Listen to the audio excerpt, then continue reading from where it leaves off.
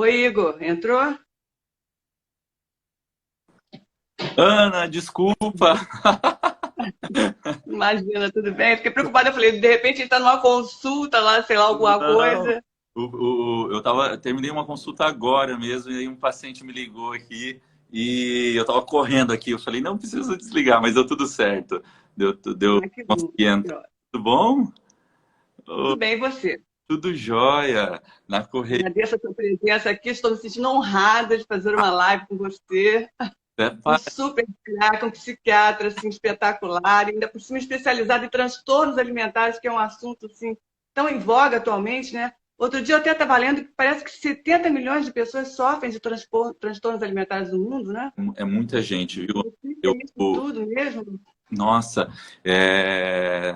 a gente por muito tempo, né, desconsiderou a questão dos transtornos alimentares, achava que era, Frescura.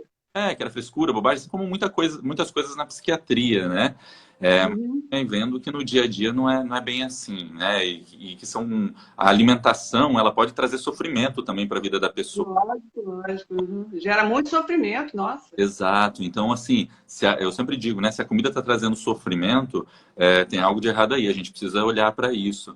Ó, mas antes da engatar, Até porque não dá para separar a comida, né? Hoje eu vou eliminar isso da minha vida, porque a gente precisa de comida para viver. Então tem que lidar com isso bem, né? a comida faz parte da vida da gente, né? E também faz parte sentir prazer com a comida, tudo isso.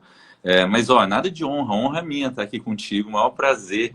A Ana aí para, né, quem está chegando na nossa live e que vai ser muito legal, porque eu acho que a gente vai poder trazer aqui um monte de dicas legais. Mas, e eu quero trazer coisas menos óbvias, né? Porque eu tenho feito até bastante live, sabe, Ana, que o pessoal me convida às vezes e tal. E e eu falo que a cada semana a gente vai mudando também essas dicas, né? Porque o nosso comportamento com esse comportamento a cada semana está mudando. Quero trazer Lógico. aqui. Prazer. Tá falhando, tá falhando. Tá falhando? Ah, Falhou um pouquinho. mas o prazer é meu de estar aqui contigo. A Ana foi a primeira pessoa que me incentivou a gravar um vídeo, né? E deixa eu colocar o Pegou prática, ó, né? ela me incentivou a gravar o Melhorou. primeiro vídeo. Tinha um canal no YouTube. Tá me ouvindo, Ana? Acho que melhorou, Tô talvez. ouvindo bem, tá melhor. A Uhum. Ana tem um canal no YouTube muito legal, que é o Ana Spa, tem aqui também, né, no Instagram, e eu acho que deve ter uns 4 anos, né, Ana? Isso foi um dos primeiros. Exatamente. Tem um E primeiro você com vídeo essa sobre. voz de locutor fazia, né? Tirou de letra. Ela me convidou para fazer um vídeo sobre compulsão alimentar, se eu não me engano, o primeiro, e eu tremia igual vara verde. Tem até nas minhas redes sociais aí, lá no Tá lá, tá Facebook, lá. tem nos meus destaques ali, tem uma parte ali de entrevistas tal, e tá lá o seu, com o maior carinho do mundo. Você super sempre me incentivou, assim, ela que me falava assim, poxa, mas você fala bem, você. E eu acho Fala mesmo. e eu acho que foi ali que eu meio que. Eu acho que tive uma facilidade para falar, mas ali com teu incentivo, eu nunca vou esquecer, assim. Meio que me desencantou, me encantou, na verdade, né, para essa Eu área aí entendo. da comunicação. Aquela foi a primeira vez, aí você viu que não é tão difícil assim, né? Que você foi bem, aquilo É... ali, eu acho que é deslanchou, que você agora é uma celebridade, né? Não, Você já fez agora. entrevista até para a Adriana Galisteu, que eu fiquei até enciumada, não foi? Congelou. Alguém que me ligou aqui. Né? Eu acho que, Mas, acho que essa sim, facilidade para falar e eu acho que a prática também, né? O domínio do assunto aí que eu tanto gosto, né? Que é tanto em psiquiatria quanto transtornos alimentares, enfim, isso vai trazendo para a gente uma certa segurança, né? Uma certa confiança. Obviamente, se me colocar aqui ao vivo para a gente fazer um bolo, eu vou tremer igual vara verde, porque eu sou péssimo em cozinha. Mas para falar de psiquiatria, de transtornos alimentares, enfim, de uma área que eu tenho muita segurança aí, que eu estou sempre estudando, então eu fui ganhando essa confiança e com esse seu incentivo lá atrás ainda, hoje eu consigo, né? Muitas pessoas acabam me convidando aí para participar de alguns programas, algumas coisas assim, e eu vou super feliz, até na assim, porque televisão, é verdade. Eu vi você na TV Globo do coronavírus de manhã, não é isso? foi. E aí eu fico super feliz, porque eu acho que informação é algo que a gente tem que difundir mesmo, né? Se a gente faz com responsabilidade, enfim, tanta gente que assiste. acompanha a gente às vezes na rede social, alguma coisa, talvez não teria aquela informação que a gente, né, consegue passar ali, às vezes tão simples e que faz diferença às vezes para a pessoa. Então eu tenho o maior prazer aí, adoro me aparecer, falar, então que a gente use isso para o bem, né? E um médico precisa saber falar bem, porque o médico tem que se comunicar e tem a parte do carisma que é muito importante, né? O carisma do médico, para poder fazer com que o paciente siga as prescrições, né? Então, a comunicação faz parte desse carisma, né? Você faz muito bem isso. Obrigado. Na medicina, né, como um todo, eu acho que a gente acaba desenvolvendo muito essa parte da comunicação, né, de se colocar no lugar do outro, da empatia. Na psiquiatria, então, nem se fala, né? A gente depende muito da fala, da conversa, dessa interlocução, né, que é tão importante. Então, eu falo que no consultório, cada paciente que chega ali é um verdadeiro se vira nos 30, né? Porque cada caso é um caso novo, diferente, é muito personalizado, não dá pra gente trazer a receita de bolo, né? Tô pegando no pé da culinária hoje, mas não dá para trazer uma receita pronta, né, para cada pessoa. É muito individual, né? Então, eu acho que é muito importante a gente ter esse olhar assim mais, né, individual mesmo. Mas, Igor, eu te chamei porque a gente estamos vivendo esse momento difícil, né, dessa pandemia que está nos obrigando a fazer uma quarentena, né, a ficarmos isolados por tanto tempo. Já vai fazer 2 meses isso, né? E o nível de estresse das pessoas está aumentando, as pessoas estão ficando chateadas, estressadas e se sentindo assim, tolhidas, né, na sua liberdade, na sua autonomia. Isso tudo vai somando, né? Você ainda começa a conviver com a família com muita frequência, muito próximo, e tudo isso vai aumentando, e longe das pessoas que a gente gosta, uma rotina completamente diferente da nossa habitual. Então, isso tudo vai aumentando o nosso estresse e as pessoas estão começando a comer muito, comer demais. Algumas até começam a perguntar, será que eu estou com compulsão alimentar? Porque ainda por cima saiu uma matéria recentemente que os franceses teriam engordado nesses 2 meses de quarentena que eles fizeram, 2,5 kg, né? Então você pensa, mas os franceses, né? Você me mandou essa matéria, eu até postei aqui para o pessoal. Desculpa te cortar. Eu achei muito interessante mesmo. Então, a pergunta que eu faço a você é a seguinte: é normal que a gente fique ansioso com essa ansiedade, que a gente comece a comer mais e tal? Ou se já pode, dependendo do nível disso, se tornar uma compulsão alimentar, né? O que você acha? Essa matéria até que você me encaminhou, eu até postei porque é curioso, né, no mínimo curioso, porque a gente já imagina, né, que tá todo mundo aí, todo mundo não, né, mas muita gente reclamando que a roupa tá ficando tá encolhendo, né, que a gente tá ficando com uns quilos a mais, e essa matéria até depois eu vi alguns lugares que polemizaram um pouco, tal, porque é lógico que no estudo que foi feito, não é que todo mundo engordou 2,5 kg, foi a média, né? Então, X% ali da população, enfim, às vezes ganhou 1 quilo a mais. Mas eu acho que no CERN, né, a matéria serviu para mostrar para a gente que estar dentro de casa e de repente mais ocioso, ou até mesmo que você esteja trabalhando aí como home office, ou enfim, mas isso facilita talvez um pouco mais essa comilança que a gente tem percebido nesse período de isolamento, de confinamento. Não significa necessariamente que o fato de você estar comendo a mais agora nessa fase que você tem compulsão alimentar. Porque a compulsão, a gente geralmente dá esse diagnóstico, né, o transtorno de compulsão alimentar, ao longo de um período maior, né, que a gente observa que esse comportamento está persistindo, você está comendo muito mais do que a maioria das pessoas comeriam naquele determinado período de tempo e de uma maneira onde você não consegue parar de comer ou evitar de comer. Então, aí no intervalo aí de mais ou menos 3 meses, se isso está acontecendo com uma determinada frequência, pelo menos uma vez por semana, aí a gente pensa no diagnóstico. O que está acontecendo agora, nesse período de confinamento, de quarentena, é que talvez a gente esteja mais entediado, ou a gente precisa buscar um ponto de prazer, né, de equilíbrio também, por estar dentro de casa, e a gente acaba recorrendo muito à comida. E essa comida acaba sendo esse ponto de prazer. Então as pessoas, devido à ansiedade do momento, acabam muitas vezes beliscando mais, que é um padrão de comportamento que nós chamamos de um comer transtornado. não necessariamente você chegou aqui, numa fase, né, que eu falo no sinal vermelho do semáforo, que é um transtorno alimentar, com uma compulsão alimentar. Mas você está, talvez, nessa fase do comer transtornado, um comer que está sendo influenciado por essa ansiedade desse momento, né? Então você acaba, muitas vezes, beliscando mais, toda hora indo na geladeira, no armário, comendo alguma coisa. E isso faz com que, ao longo do dia, você tenha uma carga calórica maior e ganhe alguns quilinhos aí, né? Mas é muito mais comportamental. É exatamente a compulsão alimentar. Qual é a característica principal? É você não parar de comer? Isso. Comer em horários assim, estranhos, à noite, uma coisa assim? A compulsão alimentar, a gente sempre fala que ela tem duas características importantes. Uma característica mais objetiva e outra mais subjetiva. A objetiva é a quantidade de comida que se come num período aí de 1 ou 2 horas. Então a pessoa, por exemplo, ela começa a comer uma quantidade de comida muito grande. Às vezes no intervalo aí de 1 ou 2 horas, ela sai de um fast food, vai para outro, come uma promoção daquela, aí toma um açaí, come um sorvete. Veja que não é só comer uma fatia de pizza a mais ou fugir um pouquinho do programa alimentar ali da dieta. É uma quantidade calórica muito grande. E a segunda característica, que é essa emocional, que é subjetiva, é quando a pessoa ela se percebe sem conseguir parar de comer ou evitar de comer. Então ela come e não consegue evitar, ela não consegue parar. Então, isso faz com que ela tenha esse episódio de compulsão alimentar, que pode ter outras características, como que caracterizam aí o transtorno, né? Que é comer muito rápido, comer de repente até ficar cheio, estufado, sem conseguir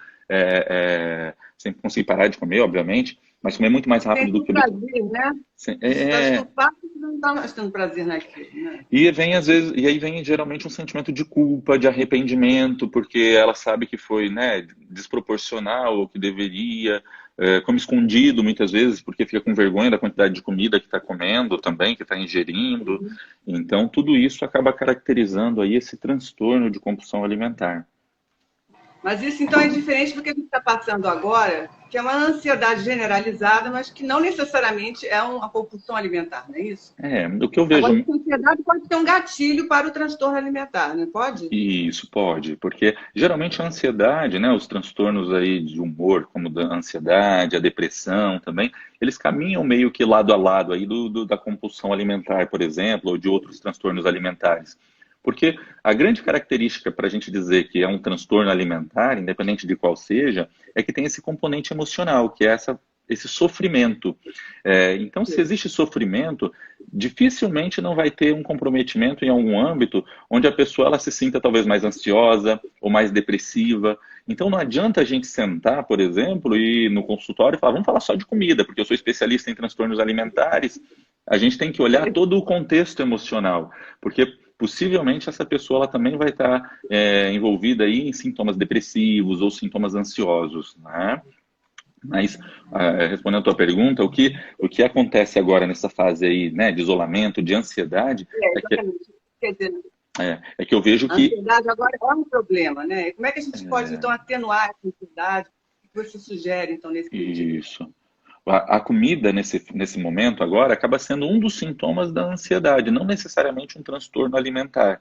Então, a gente, da mesma maneira que a gente tem sintomas do tipo perder concentração, o sono ficar prejudicado, a alimentação ela também é afetada. E aí pode ser com esse padrão de um comer transtornado, em que a gente fica beliscando muito mais, ou de repente um comer noturno, onde você de repente ao longo do dia se distrai com mais coisas, mas à noite acorda porque está com a cabeça acelerada, o pensamento acelerado, e aí acaba indo para comendo muito mais. As pessoas estão mais ansiosas. Você tem visto isso mais na sua prática? Tem. Angustiadas, preocupadas, porque a gente está completamente sem controle, né? A gente não sabe o que vai acontecer amanhã.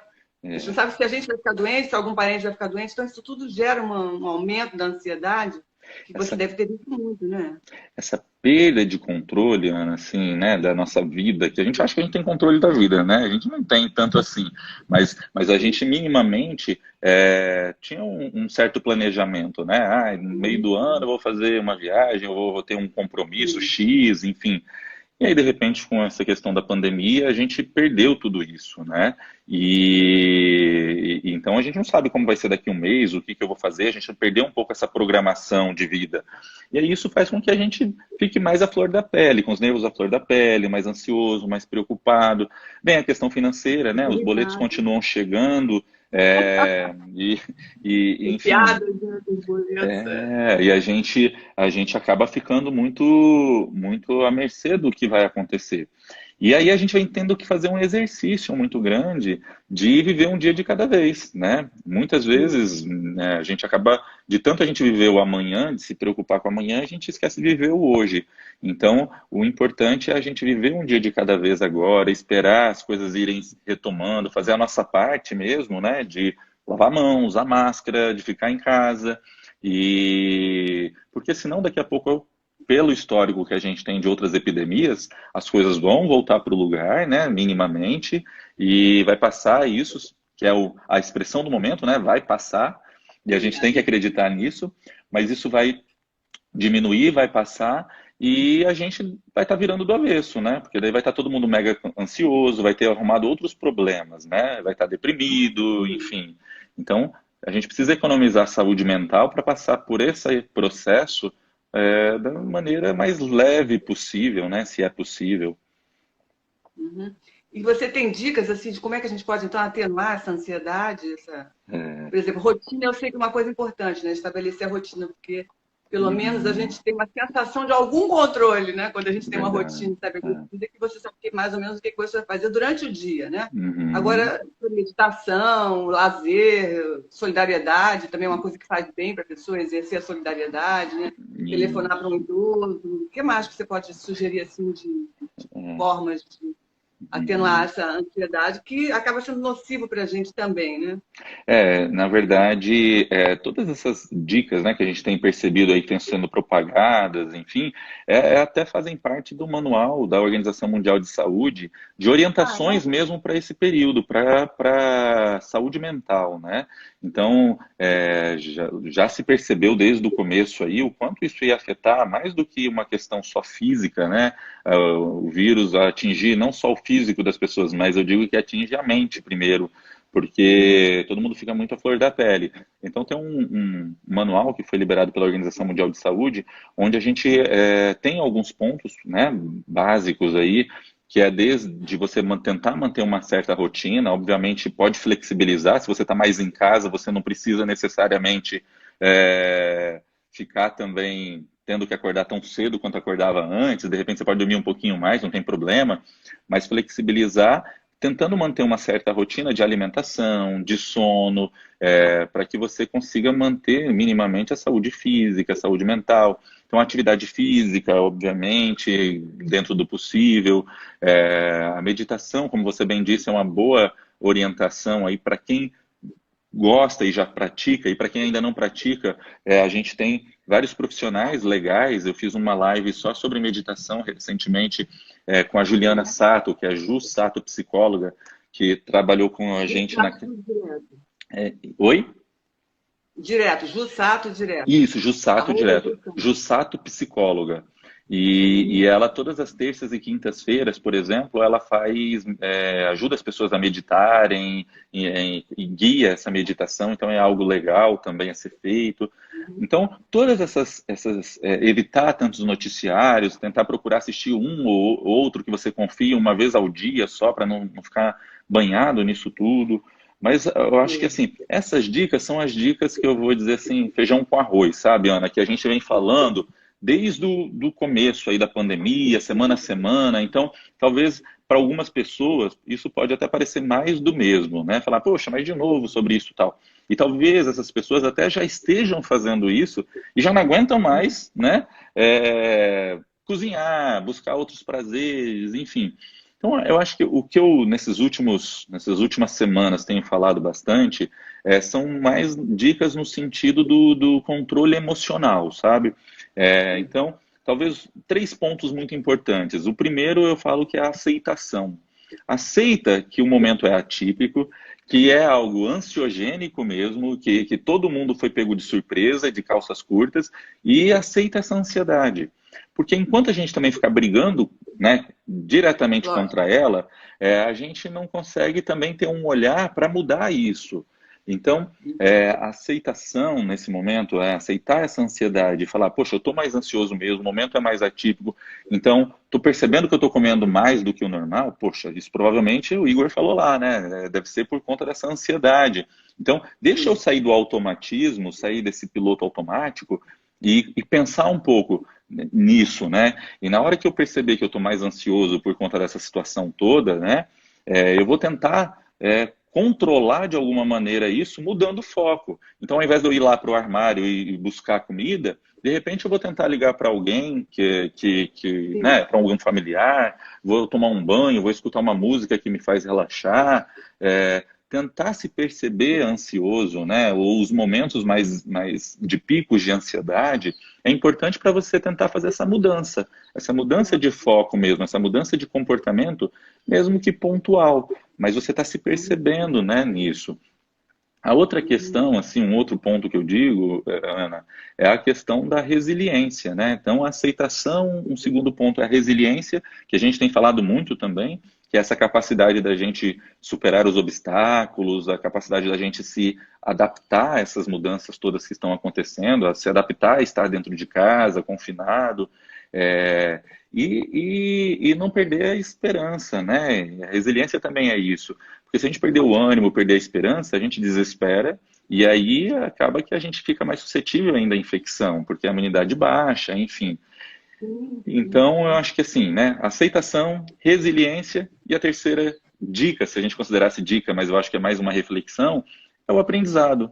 Vamos aproveitar esse momento, né, para aprender, né, também, mesmo em crise, mesmo com as dificuldades, aprender a valorizar ainda mais a nossa família, valorizar ainda mais os encontros com os amigos quando puderem serem retomados, valorizar ainda mais a nossa saúde física, mental, o nosso tempo, né? A gente está tão habituado a ser atropelado pelo tempo e de repente agora a gente tem feito esse exercício de poder ficar em casa, de ver que de repente a gente poderia resumir muito dos nossos afazeres num tempo menor e aproveitar mais o nosso tempo investindo em nós mesmos, né?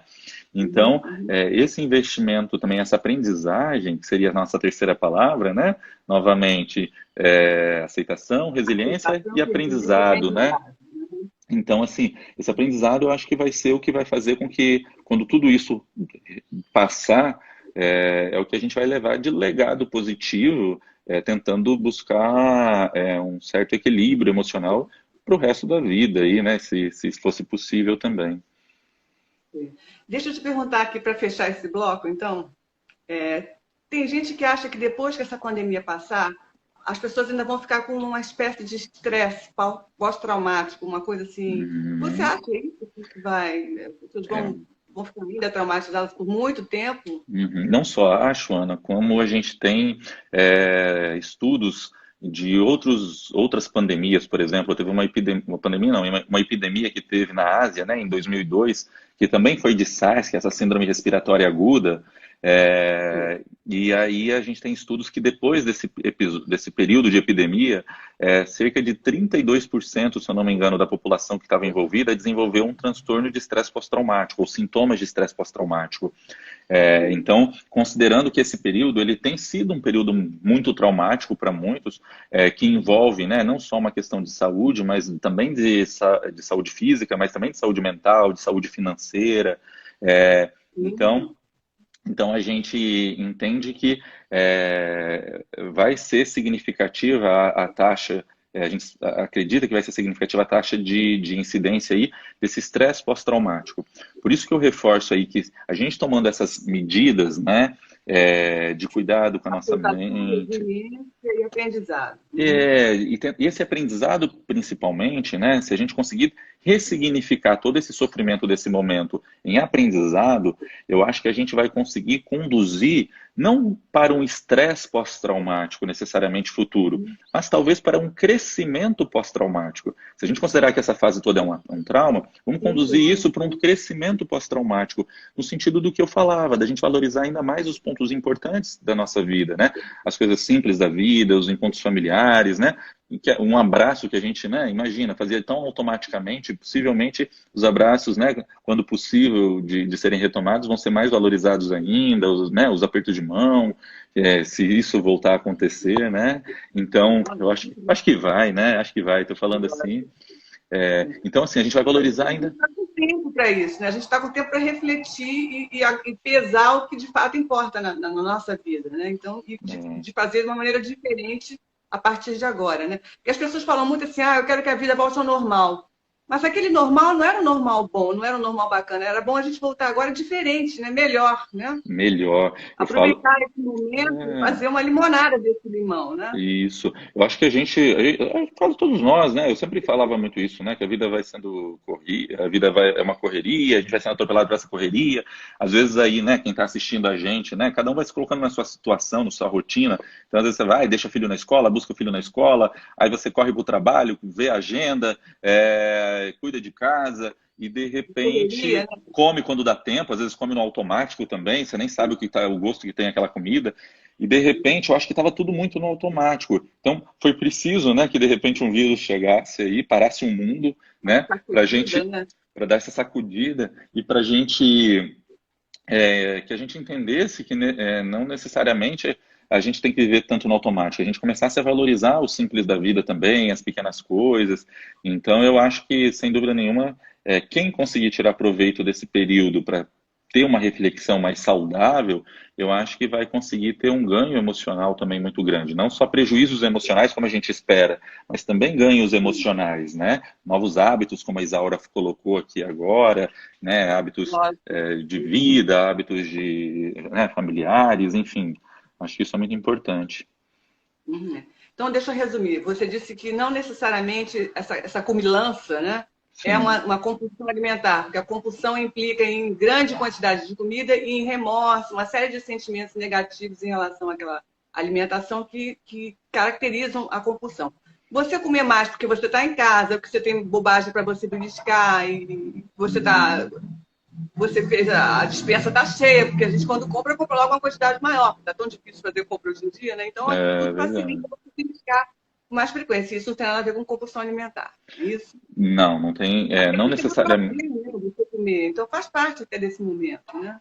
Não necessariamente tem a ver com compulsão alimentar, mas. Opa, deixa eu só fazer um negócio aqui.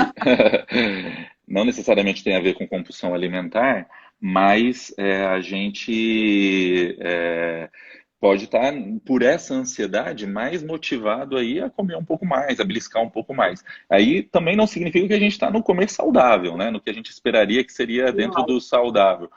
Mas está naquela faixa amarela que eu falo, que é de um comer, talvez, transtornado, né? De você estar num comportamento de beliscamento, num comportamento mais alterado, né? Alimentar.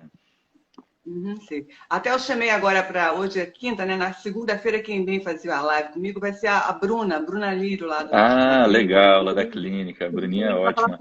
Uma estratégia de alimentação saudável, porque já que a gente está em casa e com esse acesso à comida mais fácil, então pelo menos comer alimentos que sejam mais saudáveis, que não engordem tanto, sei lá, ela vai dar para a gente as dicas para a gente ter essa alimentação mais saudável durante a quarentena. Ótimo, ótimo. Eu acho que a gente está falando muito da comida, né, Aninha? Mas, assim, o próprio álcool também. Eu tenho muitos pacientes que aumentaram, por exemplo, o cigarro, né?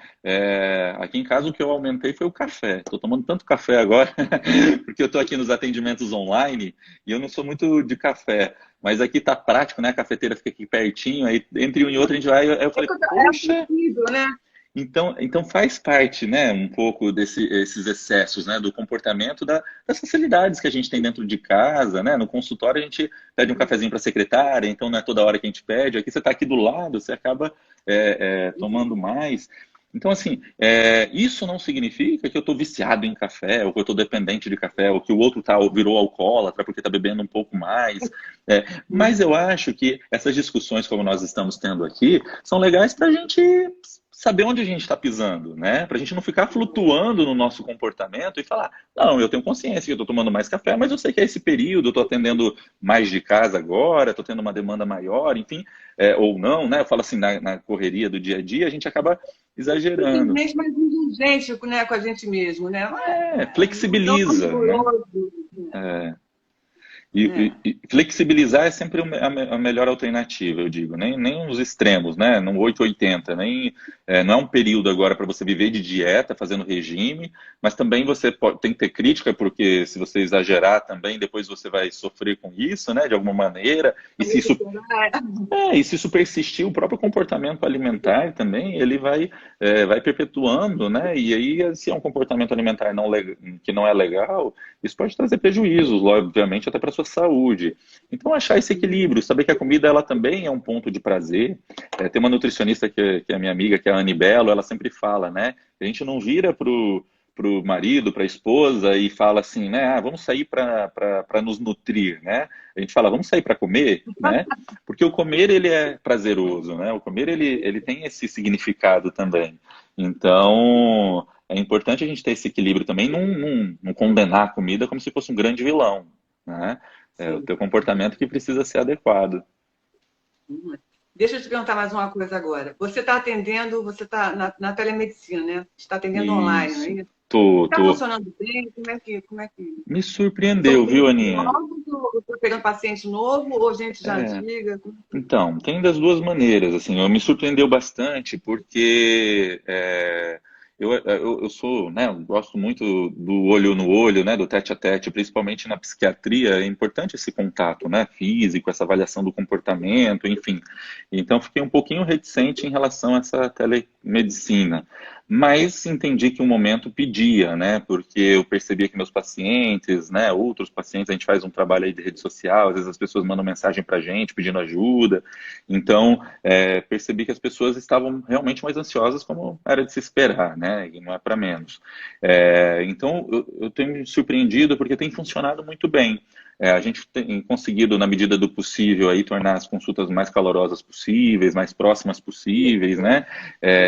Então, a gente consegue, através desse meio aqui, obviamente que muito diferente do presencial, mas a gente consegue ainda criar uma proximidade, criar uma intimidade, né, na consulta que tem dado bons frutos, e a gente tem conseguido resultados bons, mesmo sendo por meios virtuais aqui. Então, acho que se não tivesse esse suporte, se a gente não tivesse essa oportunidade, acredito que muitas pessoas, aí, muitos pacientes, talvez tivessem com a sua ansiedade mais descompensada, enfim. Então, tem funcionado bem, viu, Aninha? O telefone não é a mesma coisa, né? Porque você precisa ver o outro, né? Eu acho que faz diferença.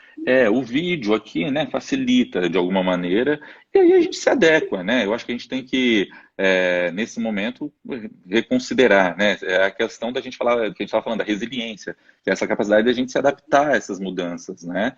Então, se não é o ideal, mas pelo menos é uma forma da gente reduzir danos, né? Então, pelo menos estando aqui, né, fazendo a consulta online e tal, a gente está reduzindo danos, evitando que a doença se aumente, né, ou se perpetue, enfim. Então, acho que tem sido importante. E como é que você faz com a receita? Que são remédios controlados, né? Então.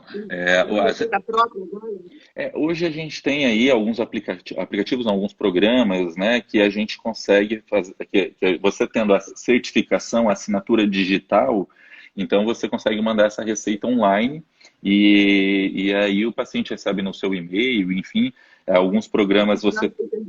Isso, e aí alguns programas você tem até o paciente recebe no celular uma mensagem com QR Code, então em algumas farmácias cadastradas ele mostra aquele QR Code e o farmacêutico ali já tem acesso à receita dele, enfim, com uma certificação, como a gente faz certificação digital para empresas, né, para PJ, agora também tem sido feito por médicos aí para uma empresa chancela, né, isso, e que, a meu ver, até é mais seguro, inclusive, do que os carimbos, né, que a gente usa aí, que, enfim, acaba sendo muito cultural, mas que enfim, não tem uma proteção específica, né?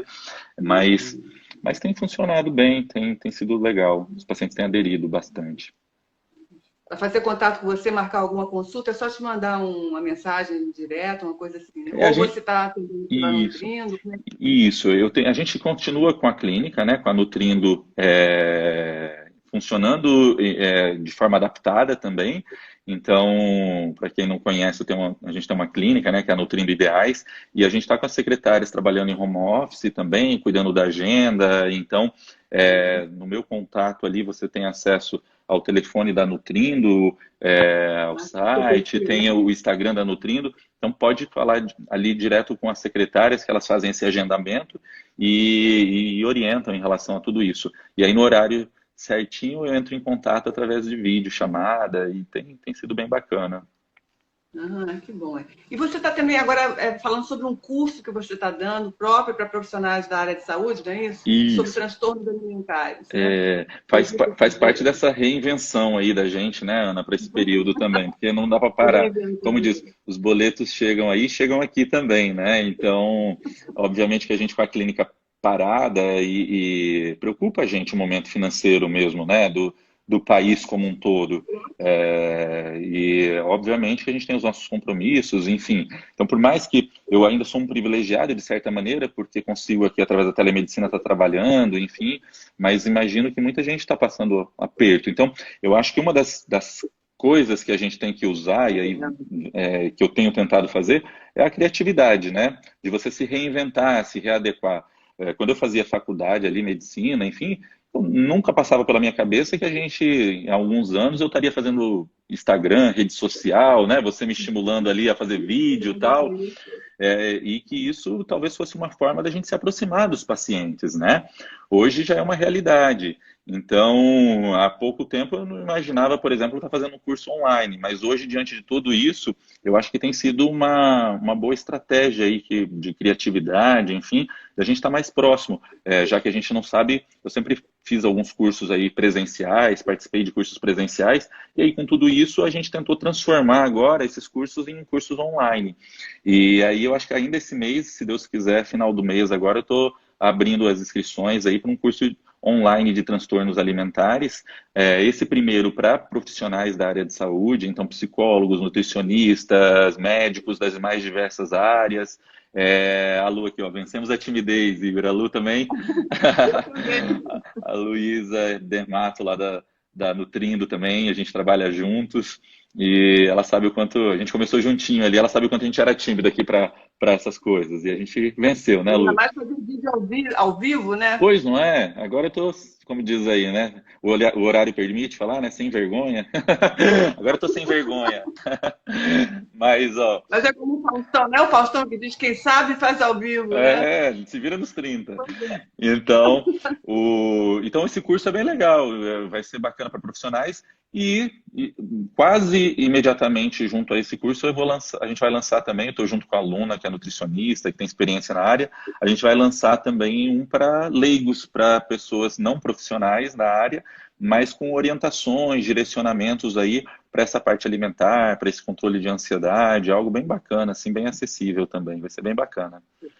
E para ter informações do curso, aí pede informação diretamente para você ou você vai ter uma página, um site? A gente vai, eu vou fazer a divulgação ali a gente sempre usa mais o Instagram, né, para fazer essas divulgações, Facebook, então vou estar divulgando a página certinha, a página ainda está off, porque a gente está terminando de fazer uns ajustes, enfim, e aí a gente vai divulgar e abrir essa página, que vai ter uma página com tudo isso. Mas quem tiver interesse já, enfim, já quiser motivar, dar sugestões de matérias, de aulas, pode mandar por direct para mim também, que eu vou estar sempre com o maior prazer, a gente vai adequando o curso conforme a demanda também, né? Então, vai ser bem legal. Tô animado. Então, tô inventando nessa quarentena. No final das contas, consegui assistir um filme nessa quarentena. Eu falei, assisti um filme, assisto uma série aí de vez em quando, que eu assisto um outro episódio. Tá animada minha quarentena até. Então. Tá bem Mas é bom que a gente vai se reinventando. Ana, poxa. Muito obrigada, então. Adorei ter você aqui com a gente. Saudade de você. Seu carinho, é tão bom. Estou feliz de poder te ver. Também. E que você continue bem aí também, né? Vocês que estão em casa e que estão vendo a gente, que todos nós confinados, né?